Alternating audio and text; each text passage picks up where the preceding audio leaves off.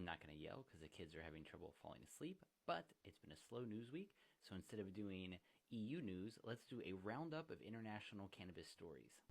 This is based on this article on Marijuana Moment, which is absolutely the best daily cannabis newsletter out there.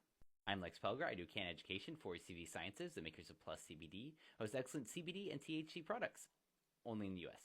Germany continues to inch forward towards being the first legalized cannabis market in the EU, though this year they had to scale back their plans from big commercial grows to now doing test pilot runs in various cities. The vote on the current proposal should be coming early this year. Doesn't Malta have a pretty flag?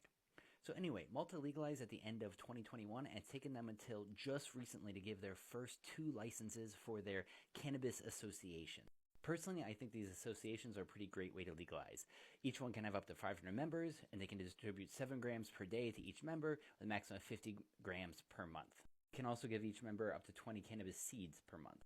As they said, they're looking to balance individual freedom with responsible personal use. In South America, Colombia had a legalization bill that made it pretty far, until recently the legislators decided to shelve it, and now the activists will have to restart the 2-year process.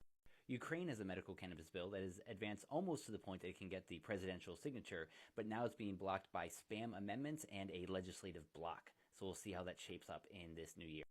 This summer, Luxembourg became the second EU country to legalize cannabis, and they also have a pretty good system. People are allowed to possess up to 3 grams of cannabis and grow up to 4 plants in a secure location. You can also buy cannabis seeds from shops or online.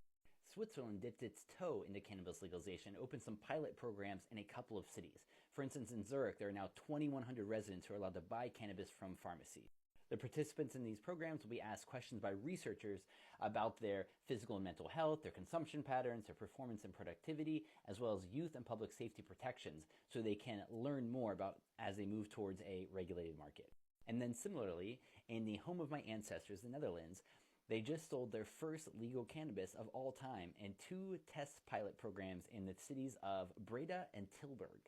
If you thought that the Netherlands have been doing that for decades, you would be wrong, because their policy before was one basically of don't ask, don't tell. You were allowed to sell cannabis out of the front of the coffee shops, and how it got in the back door, no one questioned. Without testing standards, this led to products of questionable quality and safety, and without a regulated market, it led to the involvement of organized crime.